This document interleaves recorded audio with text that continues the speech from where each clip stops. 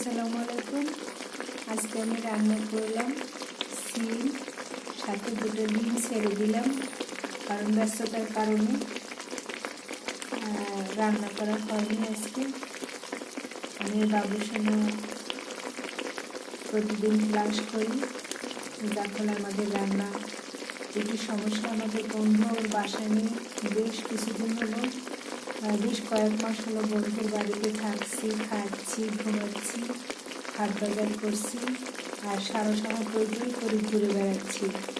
আজকে অনেক কিছু দেখেছি শহরে, আর বাহিরে অবশ্য খাওয়া হয়নি। বাসায় নিয়ে এসেছি ডাব, মালটা, ডিম, তারপরে কুরিয়ানার ঘাটর, কুরিয়ানার কলা, ভীষণ সুস্বাদু খেতে। আর সন্ধ্যার সময় যেহেতু বাসায় এসেছি, বাসায় এসে তাড়াহুড়ো করে সিমের সাথে দুটো ডিম ছেড়ে দিয়েছি। এখন টকবক করে হচ্ছে, পেটে এরকমের ক্ষুধা চলতেছে, কিন্তু কিছু করার নেই।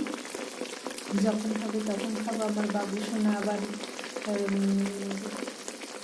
খারাপ রান্না হলে খায় না, যার কারণে একটু ভালো করে রান্না করতে হয়। আমার বাবু সোনাকে নিয়ে খাবো। আপনাদেরও দেওয়া করলে সবাই ভালো থাকুন, সুস্থ থাকুন। আল্লাহ হাফেজ।